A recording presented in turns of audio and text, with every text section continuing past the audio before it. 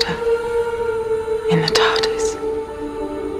Next stop everywhere.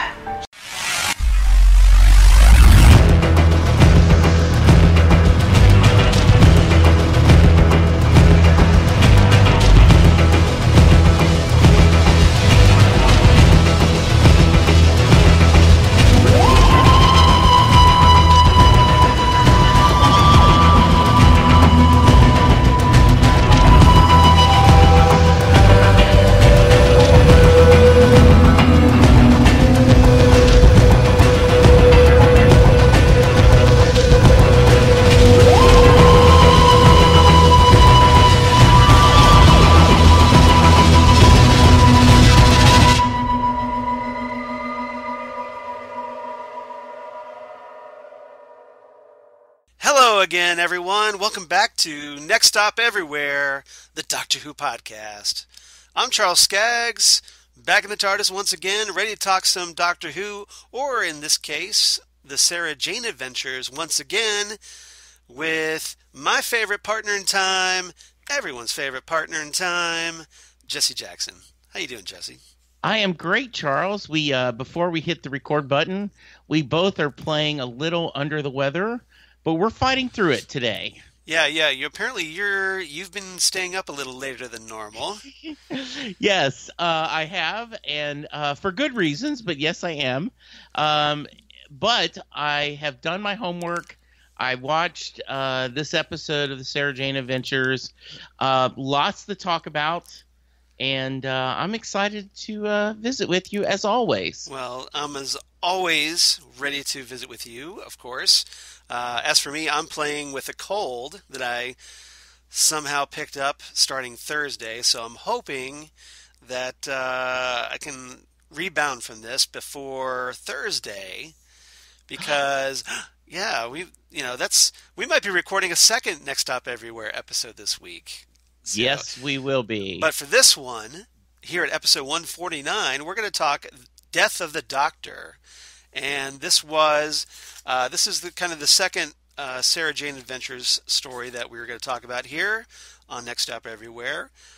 This one, written by Russell T. Davies, directed by Ashley Way, and the third serial of the Sarah Jane Adventures Series 4 that aired on October 25th and 26th of 2010. This one's almost 10 years old, if you can believe it. When I was looking at that, and I saw that, I saw that kind of I thought the same thing, like, wow, that doesn't seem like it's been that long, but then again, it does. So yes, 10 years. Yeah, almost 10 years. Starring Elisabeth Sladen, of course, as Sarah Jane Smith, once again. Daniel Anthony as Clyde Langer. Angie Mohindra as Ronnie Chandra, and Alexander Armstrong as Mr. Smith, and we get a little cameo from Tommy Knight as Luke Smith, who's off of college at this moment, but so he's kind of written out of the show a little bit. Dude, I was going to ask that, and I don't. Yeah. I'm so bad about getting us off track, but Did they just write the guy? Was he doing something else? The actor? Did they decide? I'm not sure. I mean, it's kind of hard to say, but he might have been doing college. But obviously they worked him into the episode. And but is he not on this season very much? I don't think he was. I think kind of starting at this point, yeah, he was kind of like written out of the show a little bit. Okay, did you watch them? Yeah, I did. I have them all. I own all the DVD sets, so yeah. I just thought you might remember right offhand. It's been a while. Since I watched them all. So, but I'm pretty sure that by this point, yeah, they had kind of written him out of the series a little bit, but they kind of kept him involved through little cameos like this. Okay. Kind of marginalized him, a little bit. Guest cast, of course. This is a big one because we get Matt Smith as the 11th Doctor, which means this is the only story that Russell T. Davies has written for the 11th Doctor. So obviously this was after he had left the series on Doctor Who and Stephen Moffat had taken over. So he's writing a new Doctor for him and does a pretty good job. in that. I think very good, especially when you think about that. He has not. He's been very, at least at the time, he was really looking forward to being a Doctor Who fan again. When people had asked would he come back and rewrite, he said no. He just wanted to enjoy Doctor Who as a fan after the years of bringing it back and working through so many. Well, this is a good way for him to return without really returning. Yeah, and I will tell you, not to the stage of wishing we got another season of Christopher Eccleston regret. Yes. But I do have a little regret that we didn't get a Russell T Davies take on Capaldi. So far, we've not gotten a take on Jodie. I just would have loved, because he is, you could make the argument he's the father of modern Who. Right. Though people might argue Moffat, but I would always give him that credit. And it would have liked to. He's responsible for bringing the show back. Absolutely. So, there's always the chance that maybe he could do a Christmas special or something, or some kind of special episode down the line. Yes. He's just probably so busy doing other things, other projects. Yeah, absolutely. And I do know he said in an interview he was really looking forward to just being a fan again. Yeah. And being surprised and being entertained. Right. So yeah. Yeah. I don't know if I could do that personally, but maybe if you're so involved with the show, you don't want to lose that fandom, so you want to kind of divorce yourself from the creative end of it, I guess. Yeah, and so you don't ruin being a fan of it, like Russell T Davies is talking about. Yeah, it's very clear he loved Doctor Who, and this was a dream come true. By the way. I just, on one of my other podcasts I do that I never talk about, the How Many podcast, which is basically an excuse for if you lived in Dallas, you would join us. We meet about every 3 or 4 weeks and just record 2 or 3 episodes, and it's basically just a bunch of us talking. Right. But we have a loose theme, and we were talking about James Bond. We did 2 or 3 James Bond episodes, that's up my wheelhouse. Yeah, we talked about the Bond girls. We talked about how many of the Bond theme songs were actually great songs, right? And then we actually went through every Bond movie and said we established all of them are good, but which ones do you really think of something special? But I told the Russell T Davies story. He says that every time there's a new James Bond, you just kind of pretend that the other James Bonds didn't exist. You just kind of wink, wink, wink. But with Doctor Who, you don't. And the other guys were not Doctor Who fans, so they thought that was an interesting way that you don't acknowledge the past on James Bond while Doctor Who does. So I always thought that was a really great explanation when Russell T Davies talked about that. So yeah, I know some fans have just through fanfic or whatever, just kind of throw out the idea, well, what if James Bond is a Time Lord? Because that would explain why he's absolutely different people playing the same role. For me, I take a very pragmatic approach because I am a big Bond fan, and I treat them all as the same character, just played by a different actor, like if you would on stage, like say Hamlet or whatever. It's not that the Hamlet is a Time Lord. It's just Hamlet's played by different actors, or Jack Ryan, or what have you. And then, but it is kind of fun, say, well, yeah, he just happened to regenerate from Pierce Brosnan into Daniel Craig, for example. Yeah, and do you remember Fox did a couple of seasons of The Human Target? Yes, I love that show. By the way, really a well done show, and once again, I'm grateful we got 2 seasons. Yes. Even though I would have loved more. But the idea that Christopher Chance was a role someone played, and so you could make the argument not only 007, but James Bond is a persona that MI6 does that you could write that in where you are the new quote unquote James Bond 007 and you take on that persona. Right, exactly. Yeah. Okay. But let's talk about really bad makeup aliens. Well, they're puppets. We're kind of more like puppets, and we'll talk about that. All right, so let's get back to the guest cast really quick. Absolutely. Because I have to mention this story is, if nothing else, it's great. Not just because Matt Smith appears in it as the 11th Doctor, as a kind of a bonus 11th Doctor story. We get the return of Katy Manning after all these years as Jo Jones, not Jo Grant, because she married her husband, and Professor Clifford Jones, and I want to talk about him a little bit later.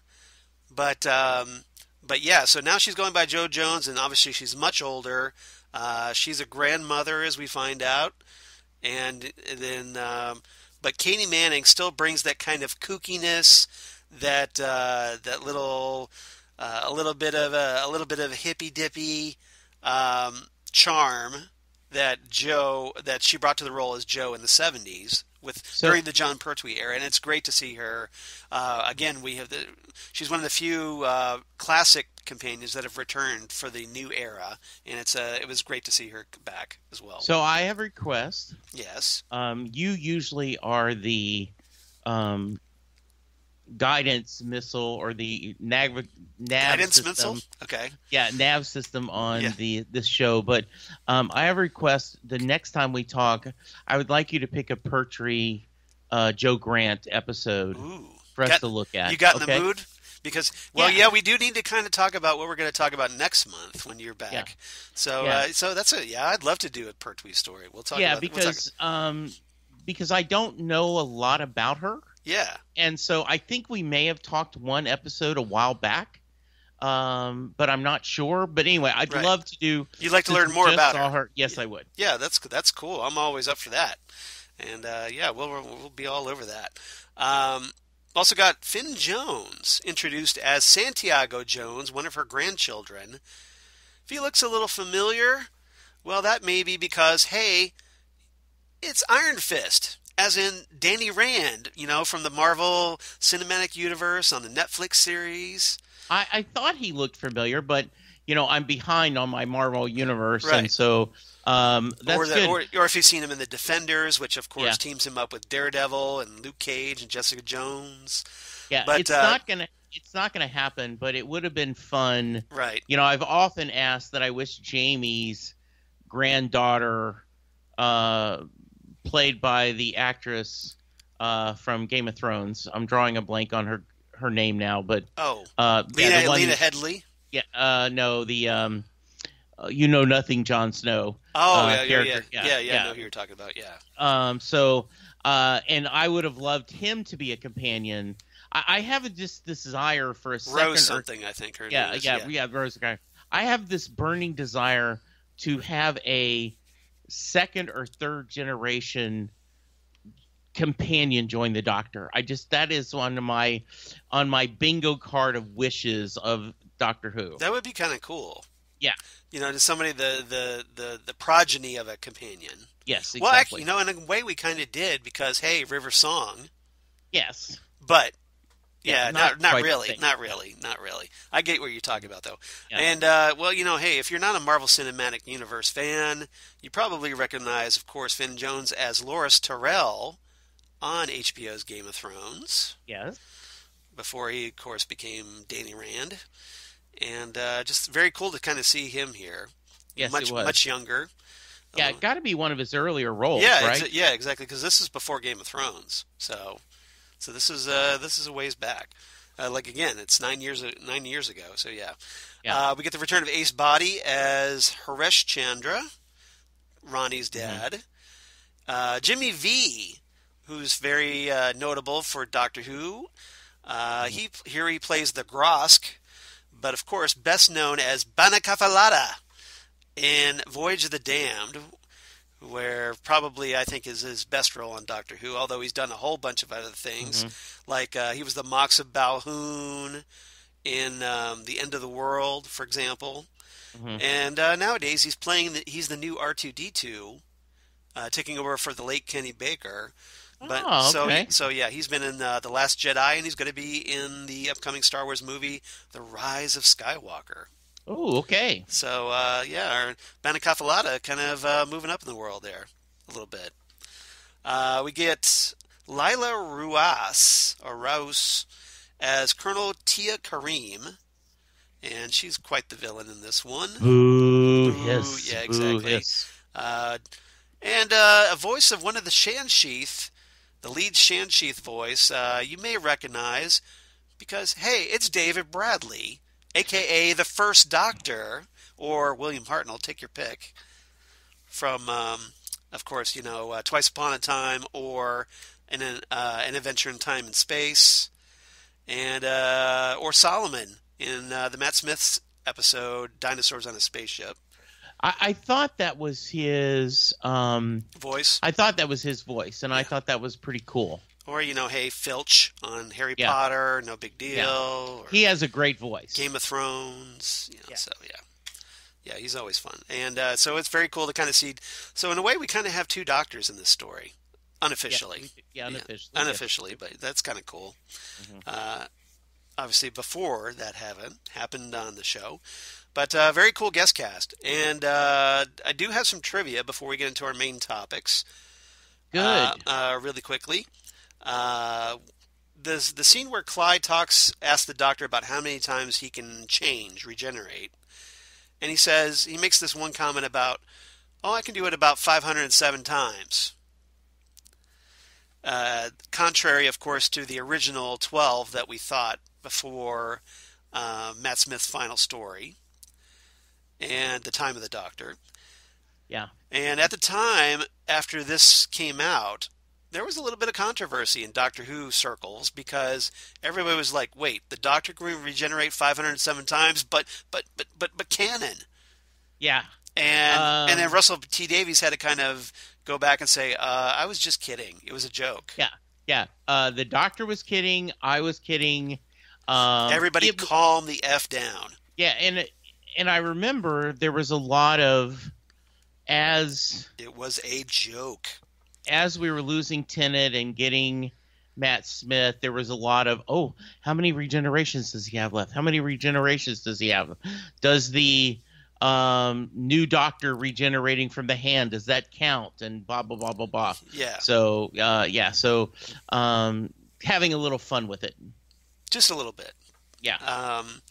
Because obviously he wrote, the Journey's End, or Stolen Earth Journey's End, which of course had that regeneration in there. So maybe it's just having a little fun with the regeneration count and kind of tweaking fans a bit. And then they also Russell T. Davies kind of fell back on the End of Time a little bit because when the Doctor goes on kind of his farewell tour, and we've talked about that here on Next Stop Everywhere, where he goes back and he kind of checks on his modern era companions. And I think a lot of us were kind of frustrated. Well, it's like, what about the classic era companions? Did he go back and check on them? And this one kind of, we get a little, he doesn't talk about the Doctor doing it, except for Joe. We get a little bit of that, which was great to find out that, hey, he checked on Joe. But we also get some updates on some of the classic era companions. But if I remember correctly, didn't he say, because Matt's Doctor, the 11th Doctor, repeats almost word for word what she had said about her kids and grandkids. And she said, you do. And he sheepishly said, my previous one checked on every one of my former companions. Right, because he makes this comment of, like, hey, you were sailing down the Yangtze River in a tea chest.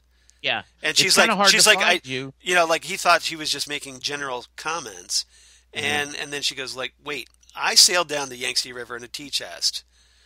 Yeah, so that means you were actually checking up on me. Yeah, so I believe they were implying that when the 10th Doctor, because he knew his time was coming, and if I remember, a certain co-host did not like that long goodbye, but we won't Right. go into that again. Yeah, I did, and I still don't. The implication is that he went to every companion that was still alive, Right. and kind of checked on them as a way to say goodbye. And I like that image, even though we didn't see it. Right. Um, So it makes the long farewell tour even longer. Yes, but they didn't show it all. Right. But that is one of my complaints about the episode that we'll get to later. Oh, okay. All right. Okay. All right. You actually you're upset that we got an update on companions? No. I will tell you why. All right. Okay. So let's see here. So let's get into our main topics. Oh, did you want? I didn't mean to cut you off. Did you want to? Oh, we can run down. review- We can run down the companions if you want. Yeah, All right. go All right. ahead. Yeah, All right. I Well, thought that was yes. fine. Okay, that's fine. Yeah, since we were talking about it, why don't we go ahead and do that? I appreciate that. Now I've got the list here. So obviously we get the updates on Joe, and we'll talk about that when we talk about Joe, of course. But we get updates on Liz Shaw, Third Doctor companion before Joe Grant, who we find out is stranded on Unit Moonbase and can't get back until Sunday. And apparently the fact that she's alive contradicts the events of this Doctor Who novel, Eternity Weeps, set in the early 2000s, in which she died. So essentially we have TV canon overriding book canon. Absolutely, always. Because essentially, yeah, like the way I've talked about this, the way I approach canon, I think a lot of people probably should, is that everything counts unless something more official overrides it. Yes, And I think that's the like right way. in the TV series, Doctor Who, Sarah Jane Adventures, Torchwood, I think those should be the primary canon. Right. And so if you have a book canon that kind of overrides that, or that contradicts it, I think you go with the TV version. But that's me, Mm-hmm. and obviously everybody's got their own ideas of canon. But that's the way I approach it. Yeah, and I think I absolutely, and I have no problem if someone's a stickler and they're like, nope, it didn't happen on TV, Right. it didn't happen. But I agree with you. I know. I'm sure first there are a off- lot of people like, well, I'll go by the book, and that's okay. Yeah, I tend to be loosey-goosey on canon, and kind of, I'm a cafeteria canon person. Okay. I take and choose what I want. Right? Got it. You go for the the a la carte Yes. version.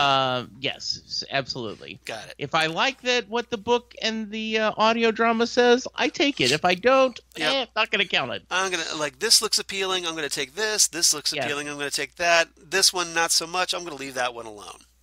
I get it. Mm-hmm. I get Absolutely. it. We get an update on the Brigadier, who is also stranded this time in Peru once again, as the kind of common excuse for writing him out of the story. Supposedly on an ongoing mission. And then he was also said to be in South America in the wedding of Sarah Jane Smith and the Poison Sky. So we got an update on Joe and her grandchildren. We'll talk about that. Fifth Doctor companion, Tegan Jovanka. I was very happy about this.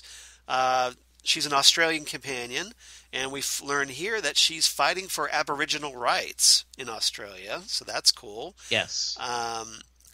Interesting little tidbit. If you ever saw the Five Doctors, which we talked about here, Sarah Jane actually met Tegan, so she knows Tegan in that story. And here she, for whatever reason, school reunion implied that she doesn't remember that adventure for whatever reason, and so she discovers Tegan on Google here. But and then we get an update on Second Doctor companions Ben Jackson and Polly Wright, who are running an orphanage in India, which I thought was kind of cool. Harry Sullivan. Oh, go ahead. Go ahead. Where were they from? The Second Doctor. When Okay. the First Doctor, they were the companions for the first regeneration. Oh, okay. So right. they were Hartnell companions. Remember, they were in the 10th planet. Yes. Okay. Got it. And then they regenerated when we had Power of the Daleks, Mm-hmm. and we're in the early Troughton stories. Yes. Yeah, Okay. so Now I remember. yeah, Okay. so they're sort of their 60s companions. Let's put it that way. Okay. Harry Sullivan, who was a kind of co-companion with Sarah Jane Smith for a brief while. Yeah, we did an episode with him. He had a little nice chemistry. The Yeah, two of them together, you could have thought that maybe, yes. Yeah, we talked about Harry with Robot and also with Genesis of the Daleks. We talked about that. So very, kind of like a Doctor Who's attempted James Bond for a little bit. Yeah. Here it's kind of addressed because the actor Ian Marter passed away in 1986. Okay. So Sarah makes a comment that, hey, he worked with vaccines and saved thousands of lives. But he's referred to here in the past tense, which probably addresses that Harry Sullivan had passed away on the show. So his character is essentially probably dead as we find out. Two characters not dead that we presume kind of probably could have been dead or close to it. Ian and Barbara, the first Doctor companions. They're referred to here as Ian and Barbara Chesterton, which means Barbara Wright married Ian Chesterton. Ian put a ring on it. He did. Points to Ian, and we find out here that they're professors at Cambridge, and according to rumor, haven't aged since the 1960s. So you think? So you think they would end up in a lab somewhere, being dissected by someone? But if that was the case, but suggesting that something they encountered in their travels with the Doctor caused them to stop aging. We don't know that. Obviously, haven't seen that, but this is the first of obviously on-screen confirmation that the two married at some point after the events of their final story in the first Doctor era, The Chase. But we actually got to see the wedding in Doctor Who Magazine's comics series, the little comic strip, during an adventure called Hunters of the Burning Stone. Okay. Which is a pretty cool story, so I recommend checking that out if you want to see the wedding of Ian and Barbara. It's out there, believe it or not. And then we get an update on Ace, Seventh Doctor companion Ace during Sylvester McCoy's era. Now, I did not catch that. Right. And I had to go do a little work. You did a little homework on that one. And then I saw that and I smiled because I know Ace is one of your favorites. Right. And to have that, I did not know she was Dorothy. Yeah. Her real name is Dorothy. So yeah, they kind of not really addressed it a little bit, but and because unofficially. because her charity initials spell Ace. Yeah. So nicely done. Yeah, they kind of came up with it, like in the book series, they kind of revealed that her name was Dorothy McShane. But so here they kind of, they had intended to call her Dorothy because when she appears, it's kind of like in this time tornado. Yes. So it's a little nod to the Wizard of Oz, with Dorothy and the tornado. Yeah. But yeah, here we find out that, she raised billions of pounds through a charity, A Charitable Earth, which, of course, if you take the first initials of that, it's ACE.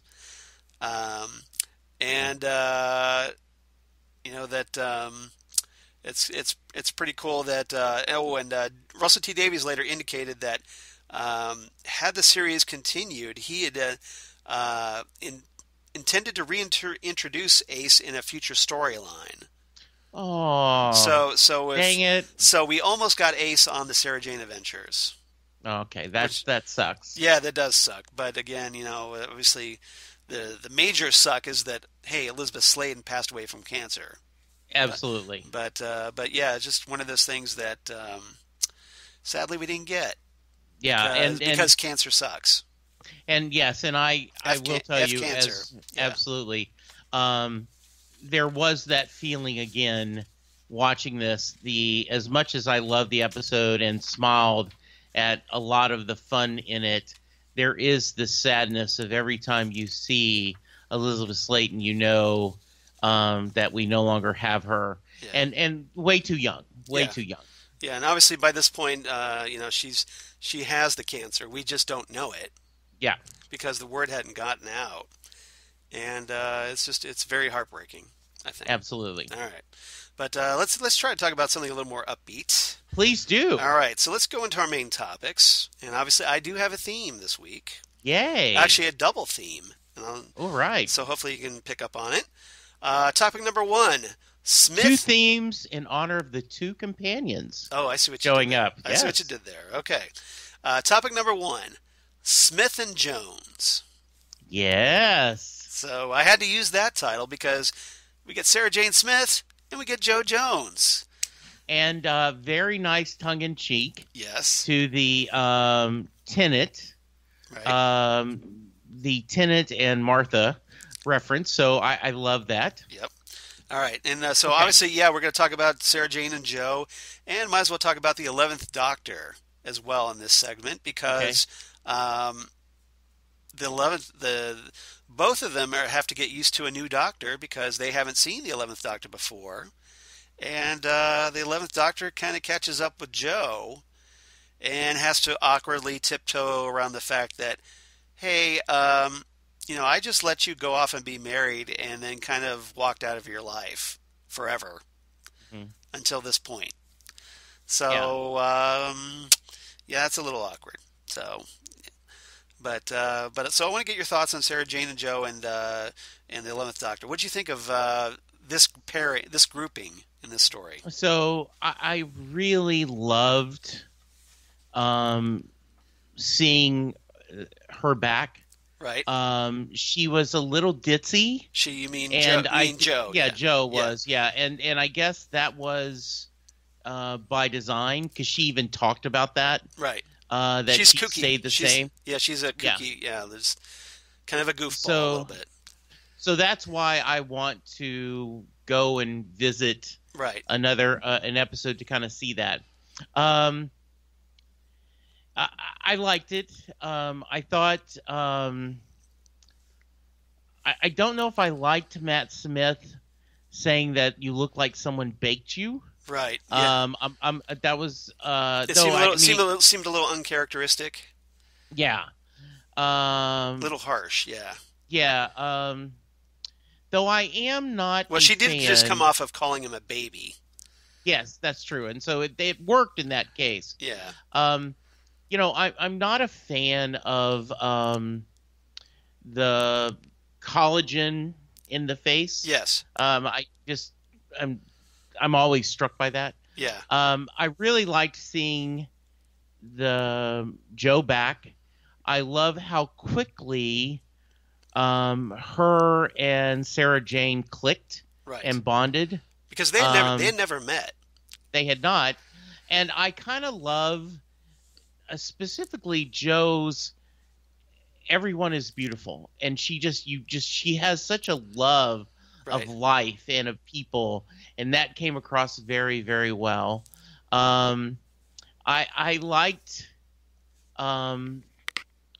that the Doctor addresses, and I guess I'll bring up my nitpick here.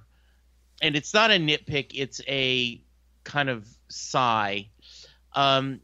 Sarah Jane Smith is very light, and it is built for a younger audience that adults can use as well. Right. And so therefore they don't go into a lot of deepness in themes.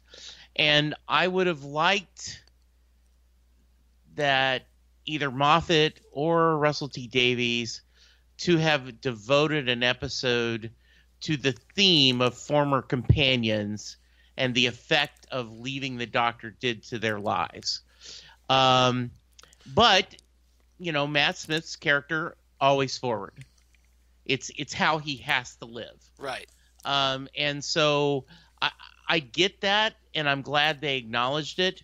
Just I had a slight wishfulness that it would have been as nice as it was at the end, kind of talking about what the other companions were, to have addressed that somehow in an episode would have been, and maybe it's too deep. Maybe you don't want to show a. I think there's a way to do it. Yeah. I think the way to do it personally, is kind of like, and I think it'd have to be on Doctor Who. Yes. To really get into it a little bit. and this is just me talking, but remember, like previously I talked about the idea that, hey, we need a companion support group. Yes. But or at least because there have to be like several companions because of being in our modern times, and modern being relative to when the companion was on Doctor Who. Some of them have to. I mean, they have to kind of exist in the roughly the same time zone and Yes. in the same country. So it shouldn't be that hard. At least the ones that return to Earth. It shouldn't be that hard for them to hook up. I wouldn't think. And it would have been interesting. It's more probably that, like whether you can get the actors or not, the Yeah. original actors, or if you'd have to recast. Yeah, it's But I think And- like what if they had their own adventure, like like if the companions like reunited or something, yeah. Like And- I want a happy ending, but I think it would be interesting. and then there was To like something see- going on that they had to solve. Yeah. Like if we saw a companion like that turned to alcohol as a self-medicating, because the idea Right. you're seeing all this world and now you're not seeing anything, and to have other companions kind of walk them through, I think, a support group in helping them to don't be, and to quote Dr. Seuss, don't be sad it's over, be glad it happened. Right. And You know? maybe that's something you could kind of do on Big Finish. Yeah. If you really wanted to get dark with it. Yes. Um, Yeah, and I don't- that's why I said it. If you wanted to keep I I would say if you like wanted to do kind of like a lighthearted, get the companions together, there's an alien menace or something, they deal with it. That would Yeah. be great for television. But if you Yeah. wanted to kind of do something like a character piece where you had them struggling and coping yeah. with coming crashing back to Earth, Mhm. then probably maybe like an audio adventure. Yeah, yeah, exactly. So anyway, but specifically, it's Sarah Jane is so funny when she's talking to Luke, right? Luke is her son, Yes. and he's like, "Man, we all decided to go out. I hope you finished your paper first." I knew you'd say that. And then when he's like, "Oh, and he's my best mate," and the other guy, Clyde looked all sad. "Oh, I knew that would bother you too." So that was kind of cute. Yeah, we'll talk about the kids here in the second Okay, segment. yeah. But But yeah, I love that. I love that Matt character, the mantic. They captured his manicness, right. his back and forth of trying to fix the whatever machine is letting him. That kind of scatterbrained, Yeah. madman in a box type persona. Yeah, and the swapping the body. With Clyde. Yeah. Was really fun. So I thought everything was about this was great. Yeah. For me, it was obviously great to have Sarah Jane realize that even though she had seen the Doctor and thought maybe for the last time, she got to see him one more time. Now, unfortunately, because of Elisabeth Sladen's death, this is essentially the last time she sees the Doctor. Yes. Before she dies, and so it's a little bittersweet, and they don't really. It is very and bitter. they don't really get a good goodbye scene. No. There's a nice little scene with Matt and Elisabeth Sladen, Liz and Katy in the TARDIS, where they're kind of talking and everything, and then Joe's just geeking out, like, going like, hey, it's still, even though everything looks different, it's still the same old TARDIS, and she's just thrilled just to be back in it again. Yeah, and the idea that so it's kind of nice it that still they got smells the same. Right. Joe made the comment, it Right. still smells the same, which I thought was pretty interesting, because when they mentioned same old TARDIS, I'm like, no, it doesn't look anything at all like it. The other thing, but maybe she figures that, like, it brings back the memories yeah, because the smells and whatnot. What what I did love is the whole the way that they turned around. They're using the memories to create a TARDIS key because that way they can control the TARDIS. Right. And we'll talk about that with the Shannon Sheath in our third topic. Yeah. Yeah, but the way the Doctor doubled down and all the cutbacks and scenes of previous, it was the memories. Very, very cool. That was really nice. Yeah, obviously, as a classic fan, I geeked out pretty hard over that. Oh, I imagine you because it's like, hey, we're getting like little clips of all the classic series, and so it's kind of cool. And it was another example of the modern era connecting to the classic era, and it's like, yes, hey, modern era fans, like, this is all one big story. It all connects. Yes. So you really should go back and check out these classic episodes. And so because they do still matter as far as the canon. And I thought that was great. I loved that. I loved the fact that we got to see that. Yeah, I did too. And being able to work John Pertwee and Tom Baker's doctors into the story. Yeah, that was just really perfect. So yeah, I liked it a lot. Yeah, it was a lot of fun. Joe, I was just so happy to see Joe again. Because, we've only gotten updates, with a few companions here and there in the modern era. And Joe is now one of them. And she's still kind of pretty much the same kooky, lovable person that we knew back in the day. She seems much more worldly now, and it's probably because we find out that she goes traveling all over the world, dragging her grandson and whatever other grandkids all over with her, and having these adventures throughout the jungle or what have you. And I thought it was a really nice little moment when the kids are all talking, and Joe's grandson, mentions that sometimes I wish we were there for each other instead of just the world. Right. I thought that was really well done. And it just kind of and them telling, well, you need to talk to him, Santiago and the other two, Clyde and Ronnie. And I thought that was a really nice little moment.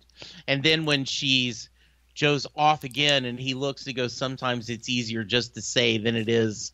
And you get that smile that, Joe is this force of nature, and it's hard to tell her anything. Exactly. So. Yeah. But she's not like, she doesn't just barge into a room and take over. It's just more like she's this very like spiritual. Yes. And that's probably because of her kind of hippie background, that she has a much more just outlook of wonder. Yes, on everything, absolutely. and it's probably because emphasized because of her experiences in the TARDIS. So now she goes out and kind of tries to find that wonder on Earth. I think she does. And playing her against Elisabeth Sladen and Sarah Jane was great because the two hadn't met before, but like you said, they get along so quickly, and it's just I think it's their relationship more than anything that drives this story because of how quickly those two get on, and they have their own adventures and they're kind of paired together for most of the story, and it's kind of great to kind of see someone with similar experiences to Sarah Jane with her. Yeah, and Charles, as you mentioned, this was when they come out like the scene where they jump in the lead-lined coffin to escape the blast, and just showing their resourcefulness, and it was great to see that. And what would have been very interesting is, as we've already talked about it, they were saying there's a good chance that if the series had continued, they would have brought back other companions. Yeah, like Ace, yeah. Yeah, and to seen that. And so I think that's that would have been a great plan. I think it would have been perfect of a way to use, as we're talking about. So, good stuff. Yeah, it goes. Sarah Jane, they brought back the Brigadier, and that was great, and that made for a fun story. And then, well, Nicholas Courtney was able to, and then here they brought back Joe, and so yeah, just bringing back Ace would have been great, and obviously it would have been we could have saw Tegan or some other companions, and I think that would, and it's because it's nice you can tell that it would have been great to kind of see that. Yeah, that Russell T Davies loves everything about Doctor Who. Yeah. And so that would have been great. Yeah. Wonderful. All right. What do we got next? Topic number 2, Partners in Crime. I see what you're doing there. So Smith and Jones and Partners in Crime. Yes. And like I said, there's a double theme here.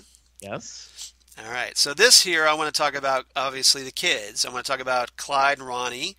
And Luke, we could talk about a little bit, who's off at college now, and Santiago. Mm-hmm. So you talked a little bit about the kids and partnering up with Santiago. Anything else you want to talk about with the kids? I like them. We could talk about the Grosk too in this segment. Yeah, because they kind of get partnered up with the Grosk in the air vents and that little cubby hole that the Grosk has. Yeah, his little hangout. There is such a joy among the way they interact with each other, and the joy that I love this, that they're enjoying their adventures. Like in the very in the credit scene. Yes. Where he's are you ready? Are you explaining? Always. Yeah, always. Right. They the sense of optimism and trying to enjoy this and adventure and fun. Yeah. So so with your being this, I'll just kind of like I don't mean to interrupt. I don't mean to step all over you. So with this being your second Sarah Jane Adventure story. Did you kind of get more into the show, or is it about the same? Or because about the same. Okay. Did you notice any difference from the first time that you had watched it, where you kind of felt a little more comfortable with it? Maybe. It was enough. I enjoyed it, but it was like,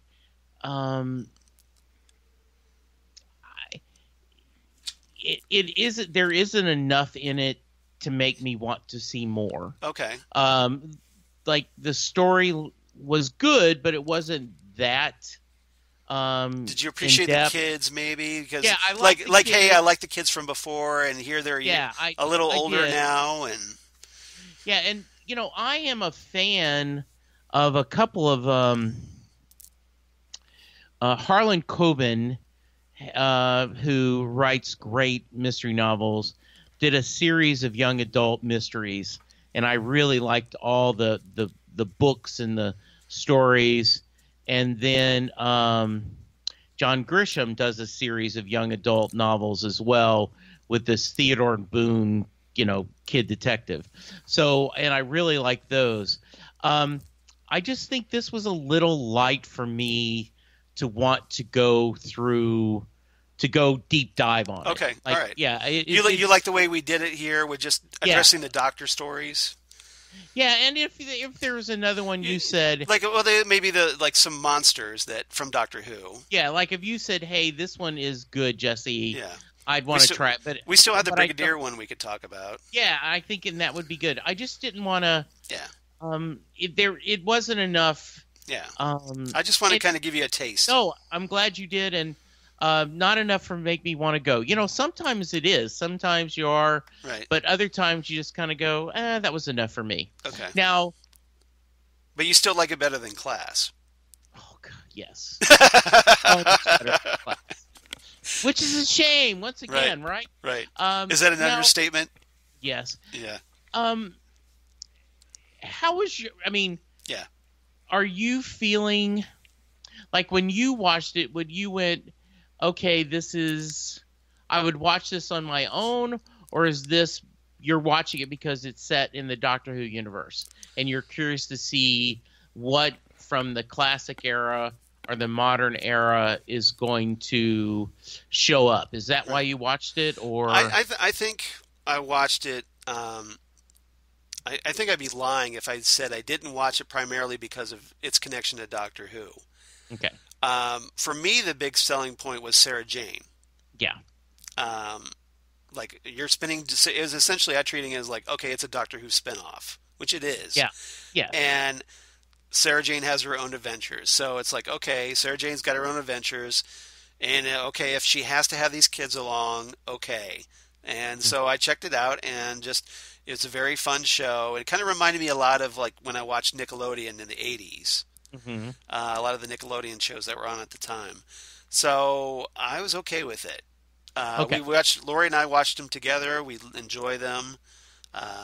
Lori still watched, when we were doing this rewatch for this show, we watched them together and just, brought back some fun memories of watching it together. Okay. But I don't think if it wasn't the Doctor Who connection, I think I would have been a little too old for the show. Mm-hmm. But I think because of the Doctor Who connection, it helped me get back into that mindset of watching younger television geared toward younger viewers. And it's certainly It wouldn't be something that I sought out on my own, right. if there wasn't a Doctor Who connection. But maybe if it hadn't been on, I might be kind of like in a Stranger Things kind of way interested in it, checking it out. Yeah, I liked because I do enjoy Stranger Things. So yeah, I just didn't find it. This is just obviously a more lighthearted compared to Stranger Things. Just there wasn't enough to make me, as you said, seek it out. Right. And so I'm okay with it, but it just wasn't. Right. It is something I need, though I certainly can understand seeing more of Elizabeth Sladen as Sarah Jane. Yeah. Yeah, that's a good thing. Yeah.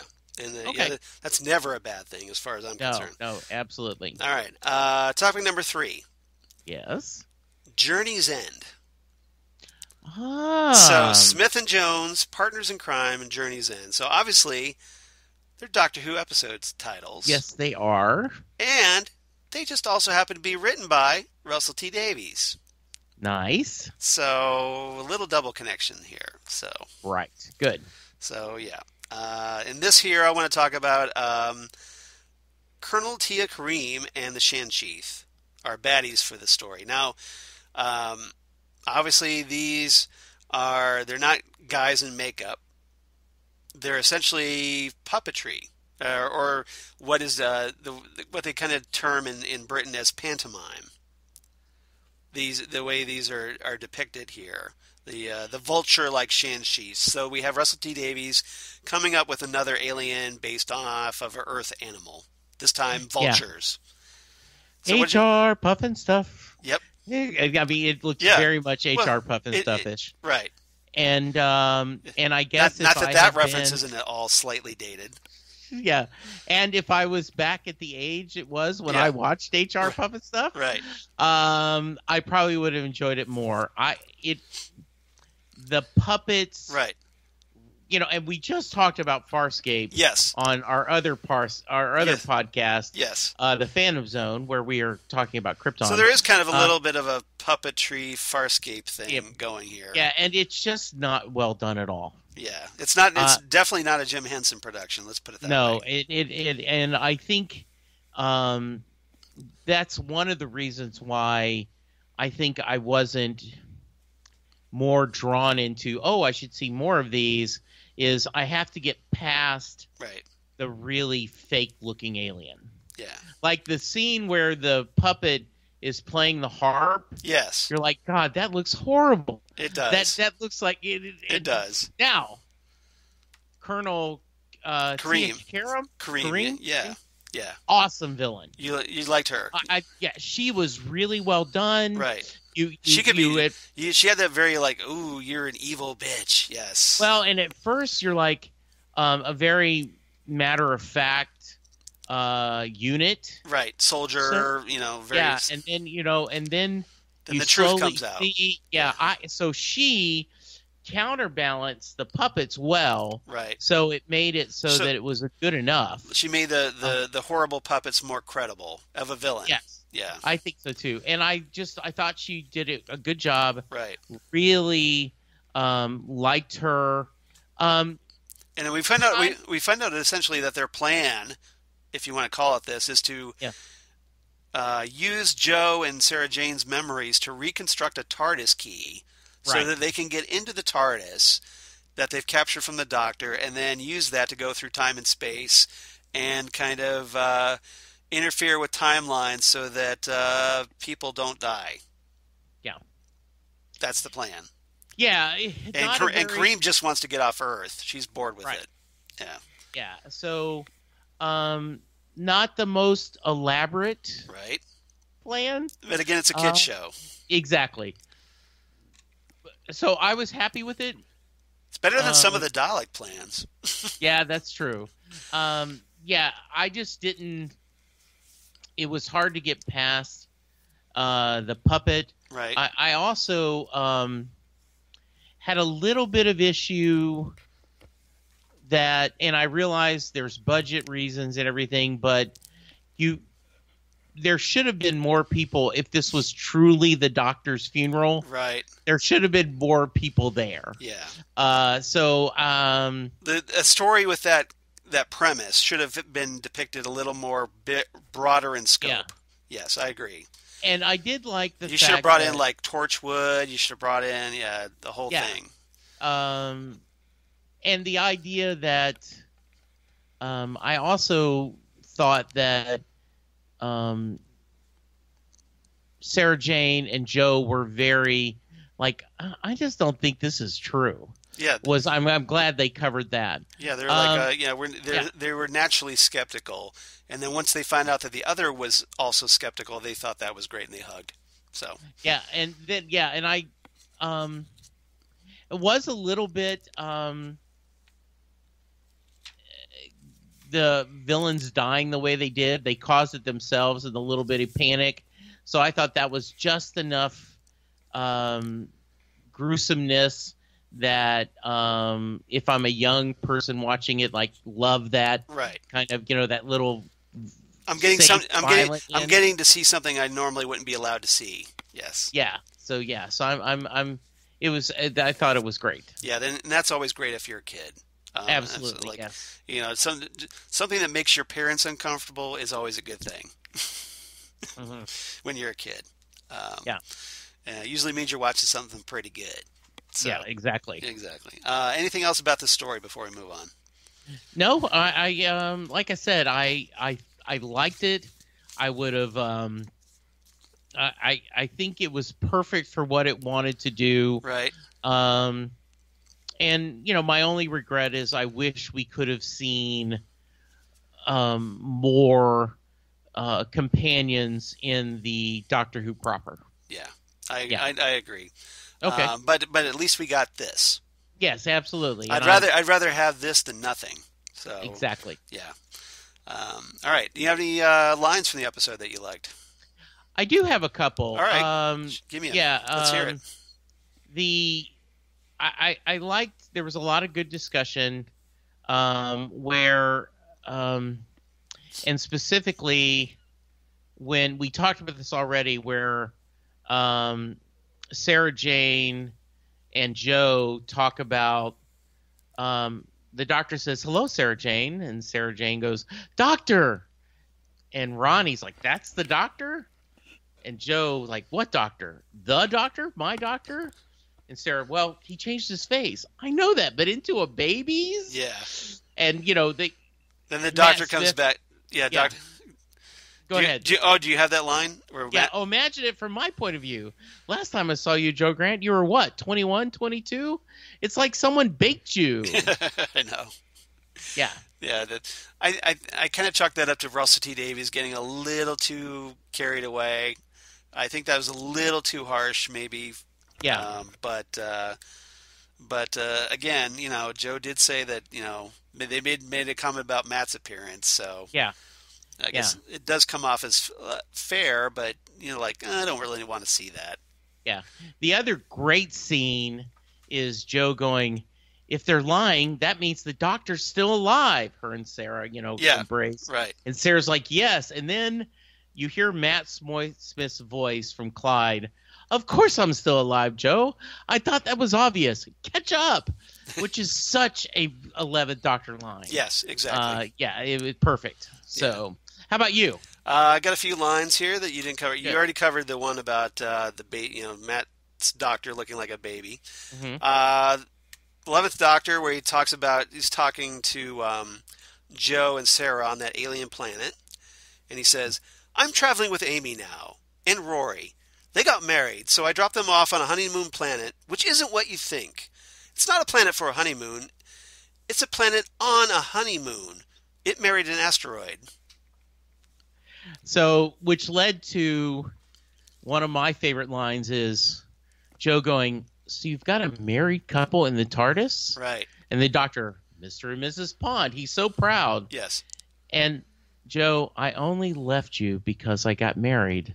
Right. And there's so much regret in there and wistfulness. And the doctor is just silent. He's just awkward. Yeah. And side note, shout out to Ken Schaefer, friend of the podcast. Hi, Ken. Take a drink. When I first started working with Ken, I hired him way back in the 90s. And then a few months later, we hired a guy that had hair down to his waist. Okay. And Ken looked at me and said, "My hair was that long, and I cut it to get this job." And I'm like, "I didn't tell you to. Grow it back." He goes, "No, too late now." So I thought of that, I only left because I got married, and it was nice. You should just said, "Well, yours looks better." Yeah, exactly. All right. Mm-hmm. Got a couple more here real quick. I like the exchange between Santiago Jones and Clyde Langer, where they're kind of a lot of their interaction was essentially kind of comparing what the other had done. Mutual respect and admiration. And one thing we didn't talk about was how great was it that the kids, Clyde and Ronnie, immediately accepted Santiago. Yes, that was really nice. Like they brought him in, like, "Oh, hey, yeah, you're one of us," and they weren't very standoffish at all. And I really liked the fact that they were written that way. Mm-hmm. And Santiago's very likable; he's not annoying, and I thought that was great. I agree. So just wanted to mention that. So here, Santiago says, "I can't believe you get to do this all the time, like aliens and chases and stuff." And Clyde goes, "You can talk, Santiago. You're off to Paraguay and Mount Everest." And Santiago goes, "Dude, you just zapped into another planet." Mm-hmm. And Clyde goes, he thinks for a moment. He's like, "Yeah, that was pretty cool." That was fun. Yeah, I love that one. And my last one is, and we have talked about this, where Joe says, "So you've been watching me all this time?" Because she is like a little kid with a parent that's gone, "Don't forget me, don't forget me." And the doctor could have lied, but he goes, "No, because you're right. I don't look back. I can't." And obviously Russell T Davies gets the doctor, and that feeling of when you are immortal, you lose people all the time, and so if you spent time looking backward, you would just be an emotional mess. Right. So he has to go forward. Yeah. My only last one here is that exchange where the doctor's talking to Sarah Jane and Joe in the TARDIS, and Sarah Jane says, "It's daft, though, because we were both saying that we had this theory that if you ever died, we'd feel it somehow. We'd just know. That's just silly, isn't it?" And the doctor replies, "I don't know. Maybe not, because between you and me, if that day ever comes, I think the whole universe might just shiver." And he puts a little dark tone on it, and then he's kind of like, "I got you," all smiling. That was pretty good. I do. All right. So I'm going to it's your rating. Yes. I'm going to let you go first. All right. My rating. I really like this one.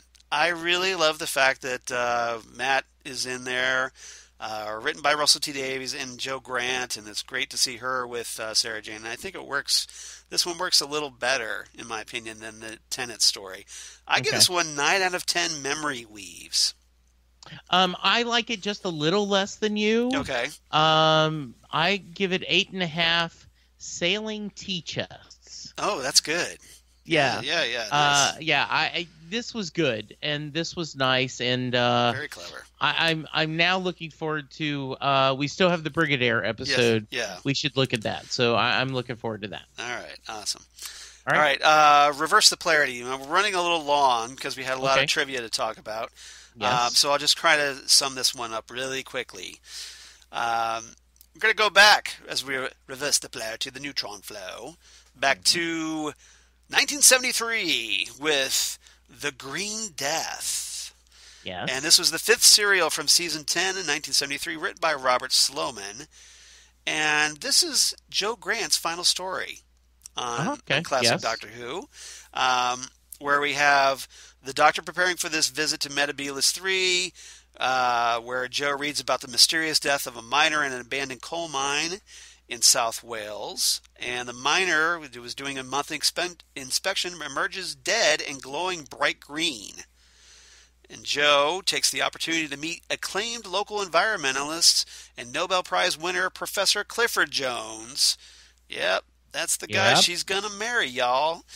So the Doctor reaches Metebelis 3 but gets attacked by various unseen creatures.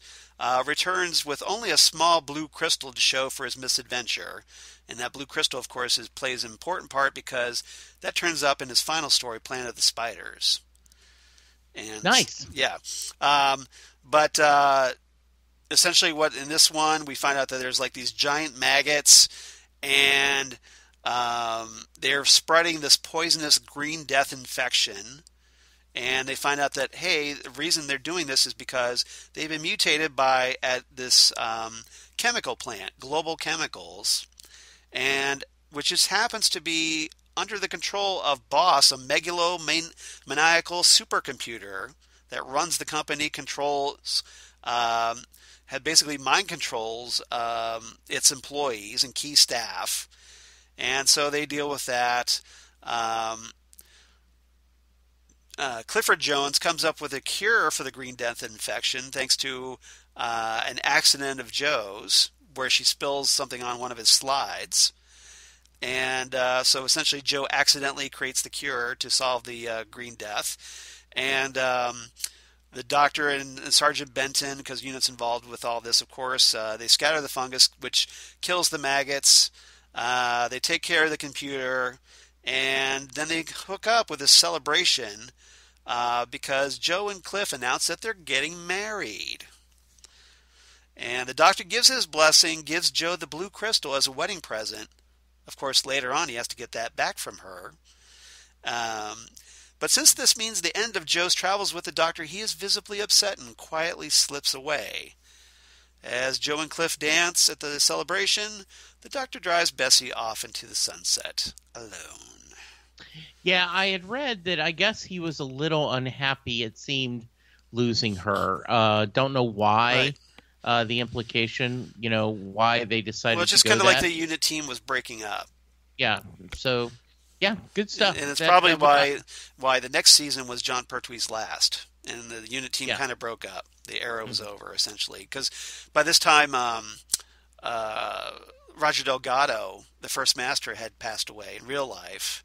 Okay. So things were changing. So maybe Pertwee decided it's time to move on. So, but definitely recommend checking out Joe's last story, The Green Death, because, hey, it kind of plays into this one.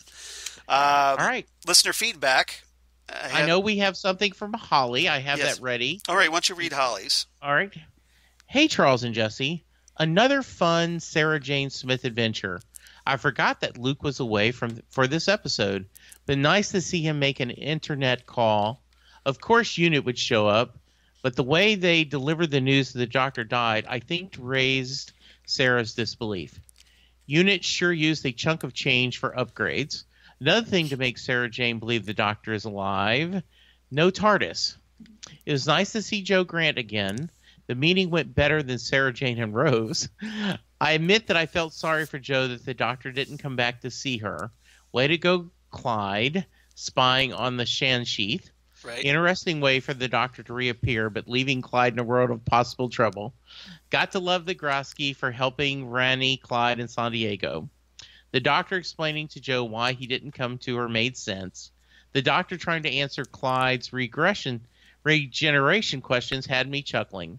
Of course, the Shansheath would want the TARDIS. Love how the kids and the doctor help Sarah Jane and Jo to help wreck the machine that they're hooked up to.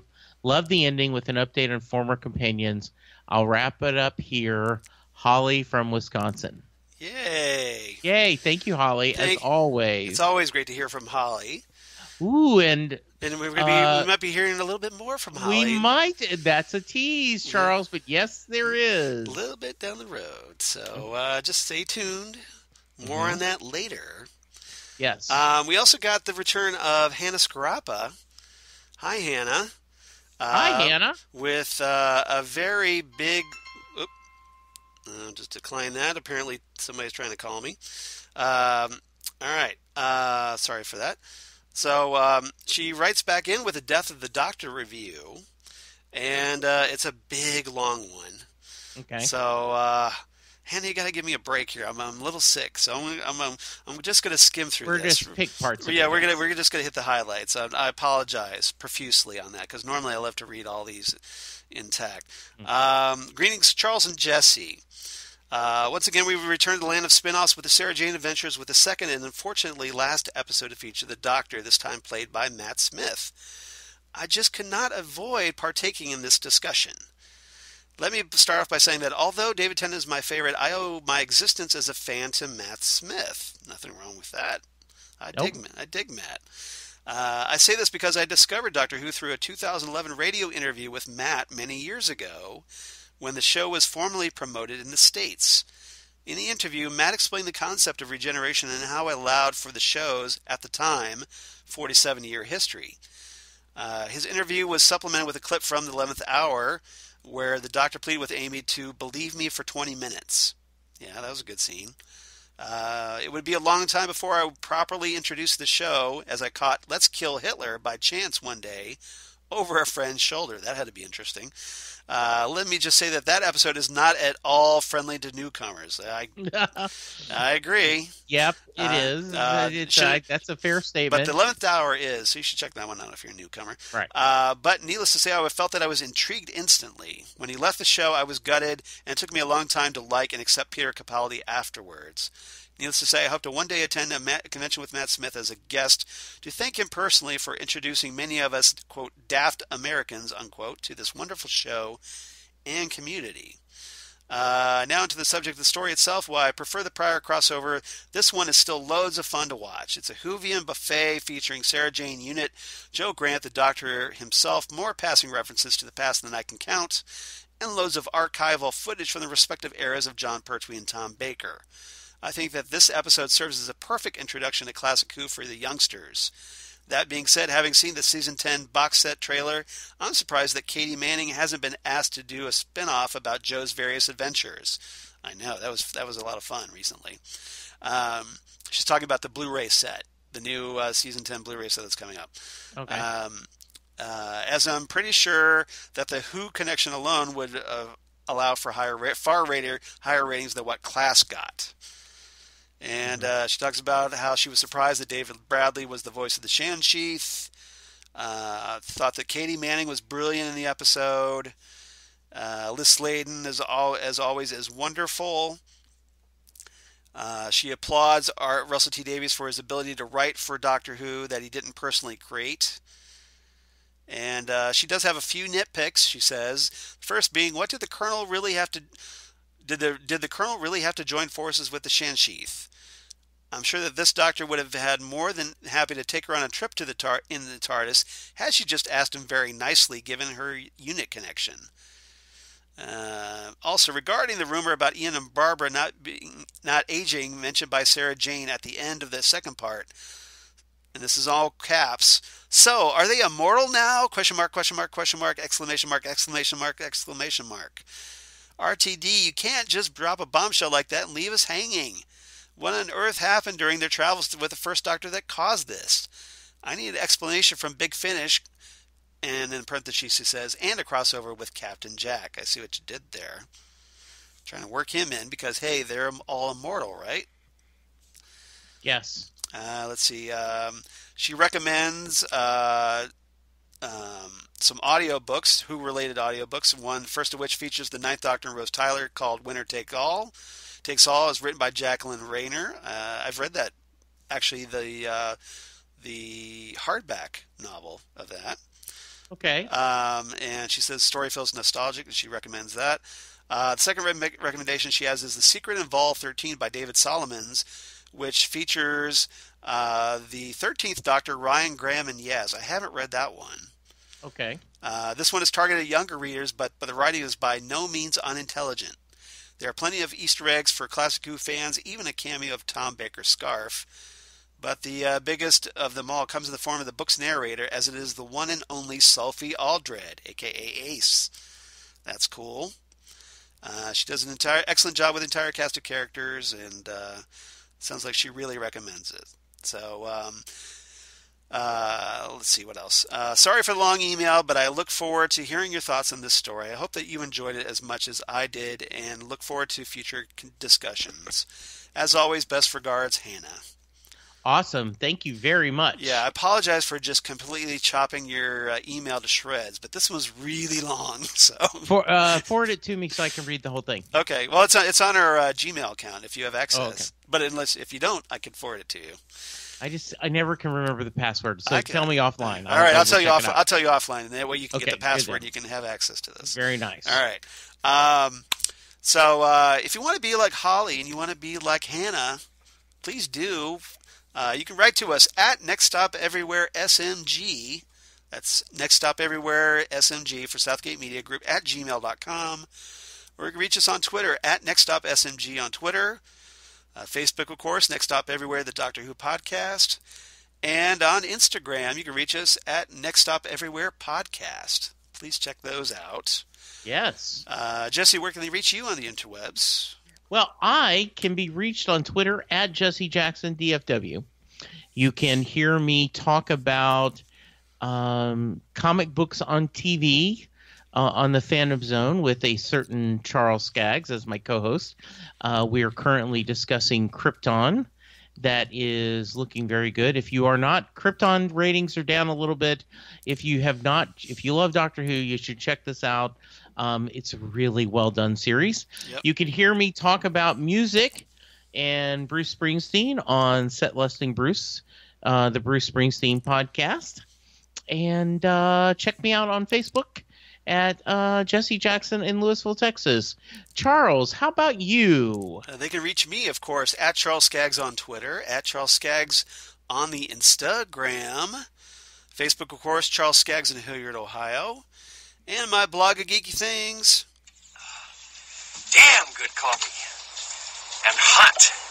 Damn good coffee and hot, where I talk about all the stuff we talk about here on Next Stop Everywhere, including Doctor Who, Sarah Jane Adventures, Torchwood, all kinds of comic book sci-fi news, of course, and news of our other podcasts, my other podcasts that I do for Southgate Media, including the aforementioned Fandom Zone podcast, which I'm not sure why Krypton's ratings are down, because I know they're down, but the show's been great.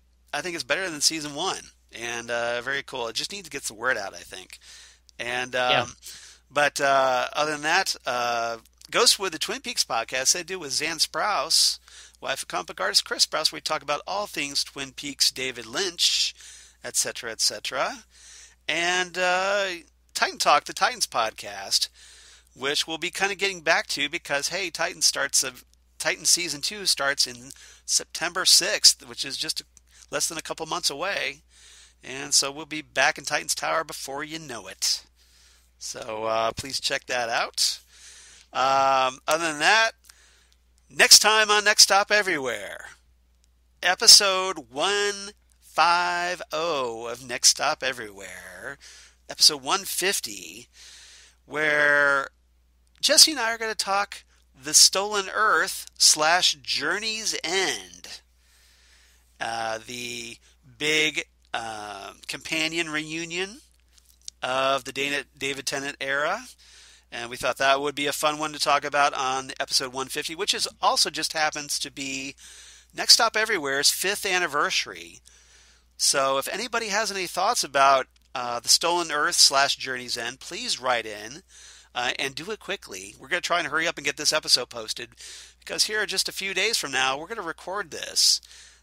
So drop us a line, however you want to reach us. We just told you a bunch of ways to do it. And or if you got any thoughts about, hey, any congratulations for episode 150, a little bit of a milestone here, our 5th anniversary of Talking Doctor Who, please send those along. I'm sure Jesse would love to hear those. Yes, we would. We want to hear those. Yeah. Absolutely. Yeah, we'd love to have everybody. If you enjoy the show, we'd love to hear from you, especially at this time. We'd be more than happy to work those into the podcast, that special episode. So, good way to get your stuff read on air. Just saying. And we're also going to celebrate not just the two of us. We're going to have not 1, not 2, not 3, but 4 special guest companions returning to Next Stop Everywhere. It's going to be good. It's going to be really good. And I'm not going to reveal the names just yet. No. But we're going to reach out through the Subwave network and bring in some 4 special guest companions, and we are going to test the Skype's bandwidth to the max and hope that it holds up. Bandwidth be damned. We're going to do our best to, fingers crossed, and hope the rubber bands hold out. Yes. We'll find out what happens, but I think it's going to be fun. And I think it's going to be a blast. I hope everybody checks it out because we're trying to make this one a little more special. So absolutely. Jesse, thank you so much, my friend. Hey, yeah, thank you, Charles. As always, it's a lot of fun. I know we're running along, but I wanted to talk about episode 150. So drop us a line. Yes. We're going to cut out now. Say our goodbyes, and thank you all for listening. And please reach out to us. Let us know what your thoughts are on the Stolen Earth Journey's End, episode 150 of Next Stop Everywhere. It's going to be good. And we'll see you next time right here on Next Stop Everywhere, the Doctor Who podcast. Goodbye, everybody.